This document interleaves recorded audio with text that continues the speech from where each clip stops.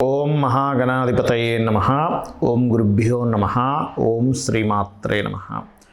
పరమేశ్వర స్వరూపమైనటువంటి జ్యోతిష, వాస్తు మరియు ఇతర అనేకమైనటువంటి శాస్త్రములను మనకు అందించినటువంటి మహర్షులకి నమస్కారం. హయగ్రీవ హయగ్రీవ హయగ్రీవేతి యో వదేత్ తస్య నిస్సరతే వాణి జహ్నుకన్యా ప్రవాహవత్. అరుణాం కరుణాతరంగితాక్షీం ధృతపాశాంకుశపుష్పబాణచాపాం అనిమాదిభిరావృతాం మయూకైః అహమిత్యేవ విభావయే భవానీం. శ్రీమాత్రే నమః. ఓం పితృదేవతాభ్యో నమః.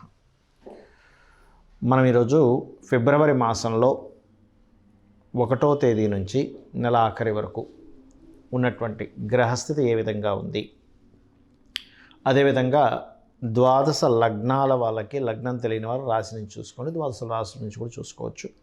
వీరికి ఏ విషయాల్లో బాగుంది, ఏ విషయాల పట్ల జాగ్రత్త వహించాలి, మరియు అదేవిధంగా మీరు చేయవలసిన దేవతా ఆరాధన ఏమిటి అనేటువంటి విషయాలు మనం ఒక్కొక్క రాశి లేదా ఒక్కొక్క లగ్న పరంగా మనం ఇప్పుడు తెలుసుకుందాం. మిథున లగ్నము, మిథున రాశి. మిథునం వారికి రాస్యాధిపతి బుధుడు ఎవరైతే ఉన్నారో సప్తమ స్థానంలో ఉన్నాడు. ఈ సప్తమ స్థానంలో బుధుడు ఉండడం అనేటువంటిది పర్టికులర్గా కొన్ని పార్ట్నర్షిప్స్ రిలేటెడ్ సంబంధించిన విషయాలు కావచ్చు, అదేవిధంగా ఇష్టపడి వివాహం చేసుకునేటువంటి అంశాలు కావచ్చు. ఇవి కొంతవరకు ఒక స్ట్రెస్ని లేకపోతే ఒక గొడవని ఆ రూపంలో కంప్లీట్ అయ్యేటువంటి యోగం చూపిస్తుంది. ఫైనాన్షియల్గా గురువు లాభంలో ఉన్నందుకు ఫైనాన్షియల్ గ్రోత్ అయితే ఖచ్చితంగా జరుగుతుంది, అందులో ఎటువంటి సందేహం లేదు. కాకపోతే ఈ 3వ స్థానాధిపతి అష్టమంలో ఉంటూ దాని తర్వాత భాగ్యంలోకి వెళ్తున్నందుకు కొంతవరకు అన్నదమ్ములతోని కొంత స్ట్రెస్ అనేటువంటిది వస్తుంది. అయితే మీకు చతుర్థ స్థానంలో కేతు ఉండి 4వ అధిపతి కూడా సప్తమ స్థానంలో శత్రువైనటువంటి కుజుడితో కలిసి ఉన్నందుకు ఏదైనా ఒక ప్రాపర్టీ తీసుకునేటప్పుడు కానీ, లేకపోతే ఏదైనా ఒక చూడండి ప్రాపర్టీ రిలేటెడ్, లేకపోతే ఎడ్యుకేషన్ రిలేటెడ్, మాతృ సంబంధించినటువంటి విషయంలో, ఏదైనా భూమికి సంబంధించినటువంటి అంశాలలో తీసుకునే డెసిషన్స్ లేదా వాటికి సంబంధించిన మనీ ఏదైనా పే చేసేటప్పుడు చాలా కేర్గా ఉండండి. ఇక్కడ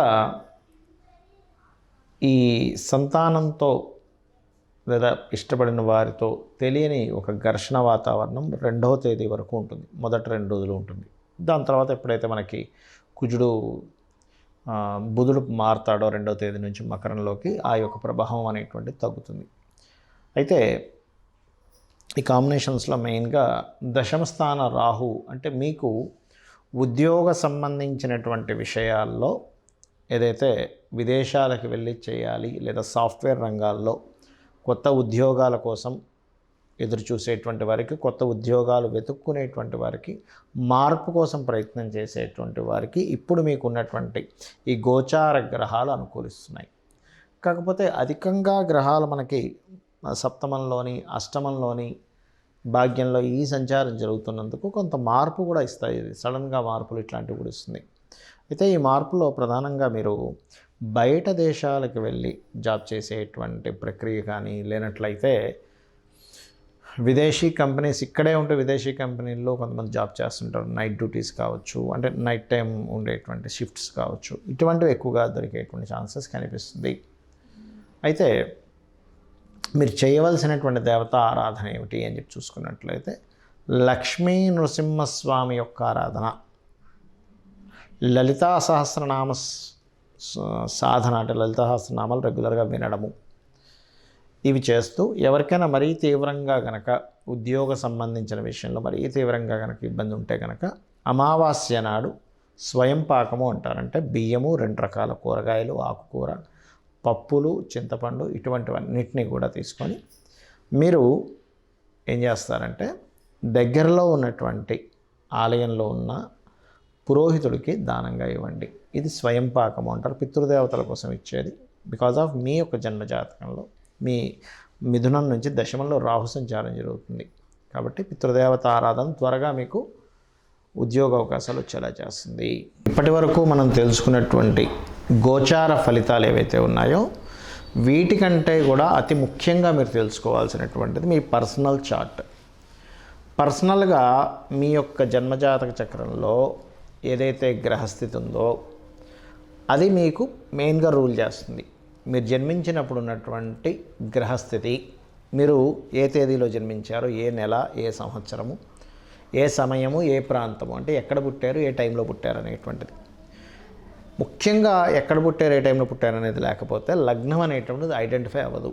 లగ్నం ఎక్కడ పడింది మీరు జన్మించినప్పుడు, దాన్ని బట్టియే మీకు మిగతా గ్రహాలన్నీ కూడా, 2 ఛాయాగ్రహాలు మిగతా గ్రహాలన్నీ కూడా, అంటే ఏమిటి, రవి ఉన్నాడు అనుకోండి, మీకు పేరు ప్రఖ్యాతలు ఇచ్చేటువంటి రవి ఎంత స్ట్రాంగ్గా ఉన్నాడు.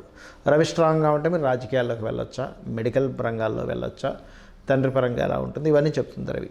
అదే చంద్రుడు ఉన్న స్థితిని బట్టి మీ మానసిక స్థితి ఏమిటి, కుజుడున్న స్థితిని బట్టి మీకు భూ సంబంధించినటువంటి యోగాలు ఎలా ఉన్నాయి, బుధుడున్న స్థితిని బట్టి మీకుండేటువంటి రిలేషన్స్ కావచ్చు, విద్యా సంబంధించినటువంటి విషయాలు కావచ్చు ఎలా ఉన్నాయి. అదేవిధంగా శుక్రుడిని బట్టి వివాహము, సుఖాలు, భోగాలు, శని భగవానుని బట్టి మీకు ఉండేటువంటి కర్మ, మీ కర్మ ఏమిటి, మీ జన్మజాతకంలో మీ పాస్ట్ లైఫ్లో చేసుకున్న కర్మ ఏ రకంగా మీరు పొందగలుగుతారు అనేటువంటి శని భగవానుడు చెప్తాడు. ఆ రకంగా రాహుకేతువులను బట్టి కాలానికి మోక్షానికి కారకులు. అంటే సమయం ఏదైతే ఉందో, ఈ లగ్నం ఏదైతే ఉందో, ఈ లగ్నం ఎందుకు ఐడెంటిఫై చేసుకోవాలంటే మీరు ఎందుకు, అంటే మీరేమిటనేటువంటిది మీ లగ్నం చెప్తుంది. మీ ధనాధిపతి ఎక్కడున్నాడు దాన్ని బట్టి మీరు ఏ రంగాల్లోకి వెళ్తే మీకు ధనయోగం కలుగుతుంది, ఎక్కడ మీరు ఫైనాన్షియల్గా జాగ్రత్తగా ఉండాలి, లైఫ్లో ఎటువంటి మార్గం ద్వారా మీకు ధనయోగం వస్తుందని. అదేవిధంగా మనకి 4th హౌస్ని బట్టి మీరు ఏ డైరెక్షన్స్లో ఉంటే బాగుంటుంది, మీ పేరుని 4th హౌస్ని తీసుకొని మీరు ఎప్పుడు అసర్ట్స్ కొంటే బాగుంటుంది.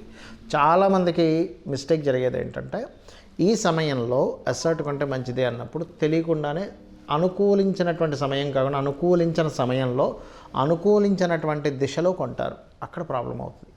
అదేవిధంగా సంతానం ఒక మార్గంలో వాళ్ళు సక్రమంగా వెళ్ళలేకపోతున్నప్పుడు వాళ్ళకి ఎటువంటి దేవత ఆరాధన వాళ్ళకి నేర్పిస్తే బాగుంటుంది, వాళ్ళకి ఏ మంత్రం చెప్తే బాగుంటుంది అనేటువంటివి కూడా చాలా ఉంటాయి. వాళ్ళ హెల్త్ పాయింట్ ఆఫ్ వ్యూ కావచ్చు, వాళ్ళు ఎదగడం కావచ్చు, ఇవన్నీ కూడా.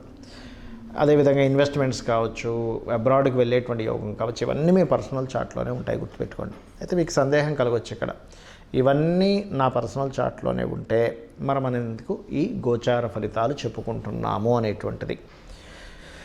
ఇక్కడ ఒక విషయం గుర్తుపెట్టుకోండి, మనము ఒక ప్లానింగ్ అనుకుంటాం, మనం ఒక ప్లాన్ చేసుకుంటాము, మన ప్రయత్నం మనం ఒకటి చేస్తాము, కానీ బయట ఉండేటువంటి పరిస్థితులు అంటే ఏమిటి, ట్రాఫిక్కే కావచ్చు, బిజినెస్ సంబంధంగా మార్కెటే కావచ్చు, వాతావరణమే కావచ్చు, ఇవి అనుకూలించలేదనుకోండి. మనం ఒక ప్రయాణం చేస్తున్నాం, ట్రాఫిక్ బాగా జామ్ ఉంది, గంటలో వెళ్ళాల్సింది 2 గంటలు పట్టచ్చు, 3 గంటలు పట్టచ్చు. ఏమిటంటే మీ ప్రయత్న లోపం ఎక్కడా లేదు, కానీ బయట ఉండేటువంటి పరిస్థితులు వల్ల మీకు లేట్ అయింది. అలాగే గోచార గ్రహాలు కూడా ఎక్కడెక్కడ ఏ గ్రహం ఉంది ఇప్పుడు ప్రజెంట్ ఉన్న కండిషన్లో, అది మీకు మీరు చేస్తున్నటువంటి దానికి ఏ రకంగా అది అబ్స్ట్రకిల్ చేస్తుందా లేకపోతే అది సపోర్ట్ చేస్తుందా, ఇదే గోచార ఫలితాలంటే.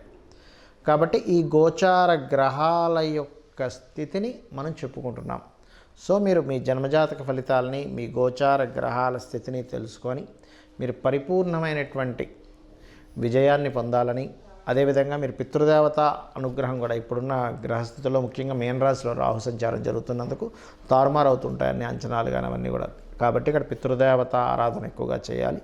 చేసినట్లయితే మీకు ఖచ్చితంగా పరిపూర్ణ విజయం అనేటువంటిది ఆ పితృదేవతల అనుగ్రహం ద్వారా మీకు లభిస్తుంది. శ్రీమాత్రే నమః.